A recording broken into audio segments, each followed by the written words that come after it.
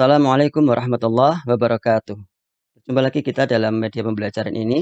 Nah, kali ini kita akan belajar materi bahasa Indonesia bab tentang kata dan kalimat tanya, ya. Jadi ini merupakan kompetensi dasarnya adalah 3.4 menggali informasi penting dari buku sejarah, ya, menggunakan aspek apa, di mana, kapan, siapa, mengapa, dan bagaimana. Tentu kata-kata ini atau kata-kata tanya ini sering kita gunakan dalam kehidupan sehari-hari, baik kita yang menanyakan sesuatu kepada orang lain atau kita berusaha untuk menjawab dari pertanyaan-pertanyaan yang diberikan kepada kita, ya. Nah, makanya kita kali ini akan belajar lebih lanjut lagi agar kita bisa lebih mengerti, ya, kapan kita menggunakan kata tanya itu dan bagaimana kita cara menjawabnya, gitu ya. Nah, kali ini kita kaitkan dengan bab sejarah. Nah, yang pertama kita akan bahas tentang pengertiannya dulu. Jadi kata tanya adalah kata yang dipakai dalam kalimat tanya untuk menanyakan sesuatu, ya. Baik itu orang atau benda, perbuatan atau tindakan, keadaan atau situasi dan lain sebagainya. Ya, menanyakan orang, siapa misalnya, ya, atau benda, apa, perbuatan atau tindakan, ya, mengapa, bagaimana dan seterusnya.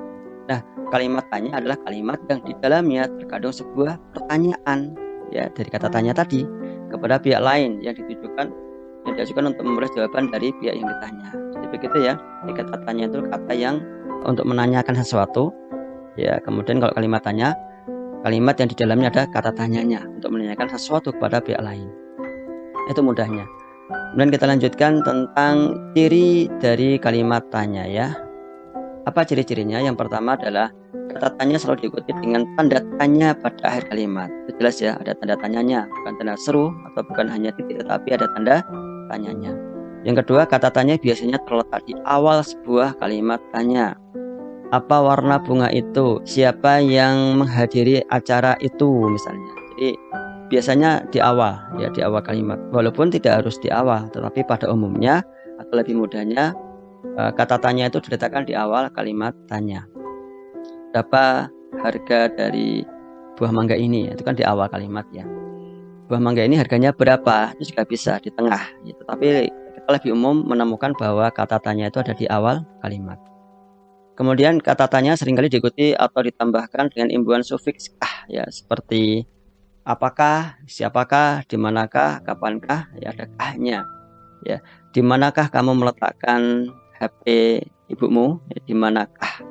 Walaupun di mana kamu meletakkan itu juga bisa, tetapi kalau ada kahnya itu lebih kuat lagi, ya. Di manakah kamu? Nah, seperti itu. Itu ciri-ciri kalimat tanya. Nah, kita lanjutkan sekarang, apa fungsi kata tanya itu? Ya, jadi setiap kata tanya itu ada fungsinya. Ya, kalau kita tanya tentang keadaan, kita menggunakan kata tanya yang mana? Kalau kita menanyakan tentang jumlah, kita menggunakan kata tanya yang mana dan seterusnya. Jadi masing-masing itu ada fungsinya. Ya, makanya kita harus tepat di dalam menggunakan atau memilih kata tanya sesuai dengan fungsinya. Begitu ya.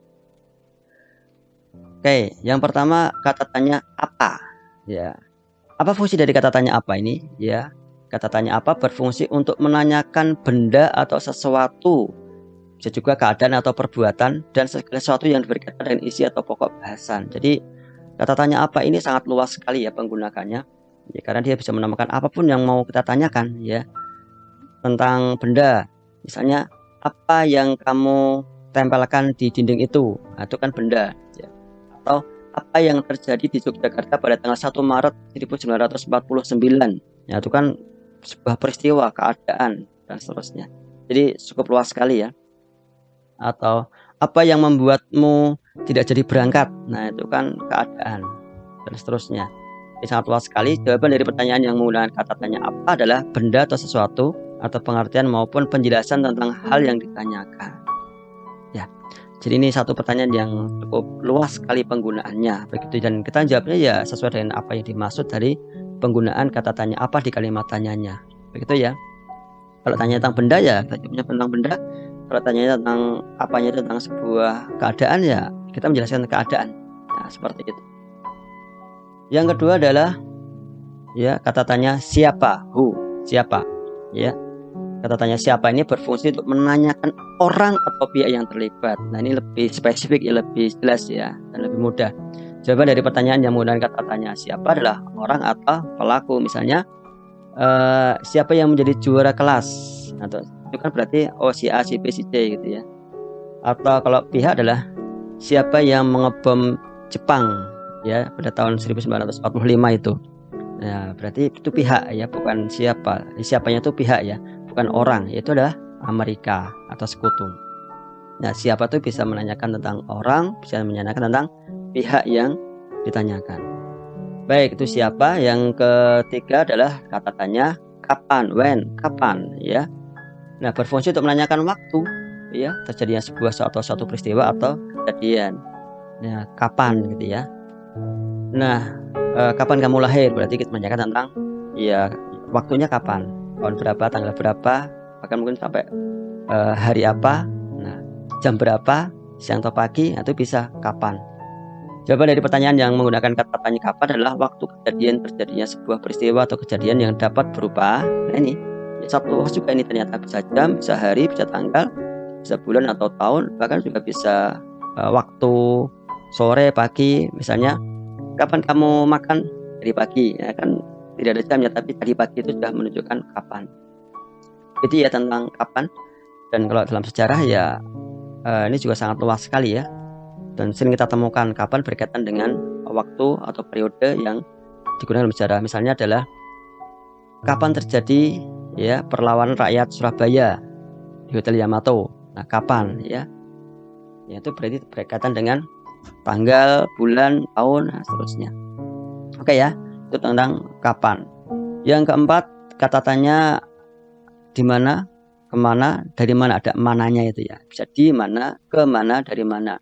Ya, fungsinya untuk menanyakan tempat atau lokasi ya, berlangsungnya suatu peristiwa, lokasi yang akan dituju, kemana akan dituju, tempat yang sedang digunakan, dari mana ya, atau yang telah didatangi. Jadi penggunaan dari kata di mana, kemana, dari mana, tentang lokasi ya, baik lokasi yang digunakan atau peristiwa terjadi. Nah, jawaban dari pertanyaan yang menggunakan kata tanya di mana, ke mana, dari mana adalah tempat berlangsungnya suatu peristiwa ya, di mana, atau lokasi yang akan dituju, kemana, atau tempat yang sedang dipakai atau yang telah didatangi. Dari mana kamu pergi ya, dari mana ya, dari misalnya dari Magelang, dari Jakarta, dari mana kita telah mengunjungi Jakarta. Kemana kamu akan kuliah ya, kemana ya, ke UGM, ke ITB, atau ke ITS dan lainnya, kemana tujuan yang akan didatangi. Jadi kata tanya di mana, kemana, dari mana, tentu jawabannya adalah tentang lokasinya ya, atau tempatnya. Oke ya, sangat mudah sekali. Kemudian kita lanjutkan kata tanya mengapa ya, why, mengapa, berfungsi untuk menanyakan sebab atau alasan suatu peristiwa terjadi. Nah, ini lebih dalam lagi ya, karena mengapa ini nanti jawabannya tidak singkat biasanya ya. Nah, jawaban dari pertanyaan yang menggunakan kata tanya mengapa adalah penjelasan, karena menjelaskan ya tentang sebab atau alasan sebuah peristiwa yang terjadi, dan ditandai dengan pemakaian konjungsi atau kata hubung karena atau sebab ya. Misalnya adalah mengapa para pemuda menculik ya, dalam petik Bung Karno dan Bung Hatta ke Rengas Dengklok ya, mengapa mereka menculiknya. Nah, berarti kita harus menjawabnya dengan sebuah sebab atau alasan ya, karena pemuda ingin memastikan bahwa tokoh-tokoh ini ya, Bung Karno dan Bung Hatta itu akan segera memproklamasikan kemerdekaan, memanfaatkan kalahnya Jepang oleh sekutu. Nah, seperti itu. Mengapa? Jadi ada sebuah alasan yang kita berikan. Dan kata tanya mengapa ini juga termasuk pertanyaan yang kata tanya yang kritis, yang membuat kita menjadi lebih kreatif, karena kita akan berusaha untuk mengungkapkan semua alasan yang bisa kita pikirkan tentang sebuah peristiwa atau keadaan yang ditanyakan itu. Jadi ya, mengapa. Maka kita juga perlu banyak belajar tentang mengapa ini, baik kita yang menjawabnya dari mengapa, atau kita menanyakan mengapa sebuah hal peristiwa itu bisa terjadi. Mengapa? Misalnya dalam mengapa Panglima Sudirman memilih strategi gerilya dalam menghadapi Belanda. Nah, mengapa bergerilya? Bukan langsung bertempur face to face melawan Belanda, tapi bergerilya. Serang sembunyi. Mengapa demikian? Nah, tentu kita bisa menjelaskan alasan-alasannya, apa kelebihannya, apa kekurangannya, dan seterusnya. Gitu ya, tentang mengapa. Kita lanjutkan tentang pertanyaan yang keenam adalah bagaimana ya, how, bagaimana. untuk menanyakan keadaan atau kejelasan tentang suatu hal atau cara atau proses pengerjaan sesuatu. Jadi intinya adalah menanyakan keadaan, bagaimana kondisi rakyat Indonesia ketika Belanda menerapkan tanam paksa, ya, bagaimana keadaannya, nah, tentang keadaan ya. Oke ya. Nah, jawaban dari pertanyaan yang menggunakan kata tanya bagaimana adalah penjelasan tentang keadaan atau cara atau proses. Jadi itu ya, dalam satu hal yang ditanyakan. Bagaimana itu tentang cara atau tentang prosesnya. Itu ya. Ini juga cukup membantu kita untuk berpikir kreatif. Nah, kita ingin menjelaskan ya. Jadi pertanyaan bagaimana itu kita berusaha untuk menjelaskan sejelas-jelasnya agar yang bertanya itu bisa memahami ya, apa yang ditanyakan tentang bagaimana itu. Kemudian yang ketujuh adalah kata tanya berapa. Ya, berfungsi untuk menanyakan banyak atau jumlah atau satuan tertentu ya. Berapa umurmu? Satuan umur ya, berapa tahun? Berapa kilo telur yang dibeli ya. Atau berapa lama Indonesia dijajah oleh Belanda ya, tentang satuan waktu juga. Nah, jawaban dari pertanyaan yang menggunakan kata tanya berapa adalah banyak, jumlah atau satuan tentang satu hal yang ditanyakan. Sesuai dengan yang ditanyakan ya. Pertanyaannya tentang kilo ya kilogram. Pertanyaannya tentang berapa lama ya mungkin berapa hari, berapa bulan, berapa tahun, ya berapa abad dan lainnya. Jadi itu tentang berapa. Baik, setelah kita belajar tentang beberapa kata tanya tadi, ya kali ini kita akan berlatih ya menggunakan satu teks sejarah tentang serangan umum 1 Maret 1949. Ini gambar Panglima Besar Sudirman ya di kota Jakarta di alun-alun. Nah, agresi militer kedua melemahkan kedudukan pemerintahan RI di dunia internasional karena Belanda mengumumkan bahwa RI sudah hancur. Walaupun presiden, wakil presiden, dan anggota kabinet lainnya tertawan oleh Belanda ya, kekuatan militer masih berupaya menyusun strategi. Panglima Besar Jenderal Sudirman memimpin operasi gerilya rakyat semesta, pasukan yang terdiri dari pasukan organik dan non-organik termasuk laskar dan rakyat senjata, menyingkir ke bukit, lembah, dan pelosok untuk menyusun rencana penyerangan balik ya, yang kita kenal dengan gerilya. Panglima Besar Sudirman memberikan instruksi melakukan serangan balik untuk membuktikan bahwa TNI masih ada dan kuat. Rapat bersama antara petinggi militer dan pimpinan pemerintah sipil setempat memutuskan untuk melakukan serangan besar-besaran terhadap kota Yogyakarta pada 1 Maret 1949. Bunyi sirene pukul 6 pagi, ya tanda jam malam berakhir menandakan dimulainya serangan. Pasukan TNI serentak menyerang pasukan Belanda dari segala penjuru kota. Dalam waktu singkat, Belanda berhasil dipukul mundur dan meninggalkan pos-pos militernya. Beberapa persenjataan yang dimiliki Belanda berhasil direbut oleh tentara gerilya.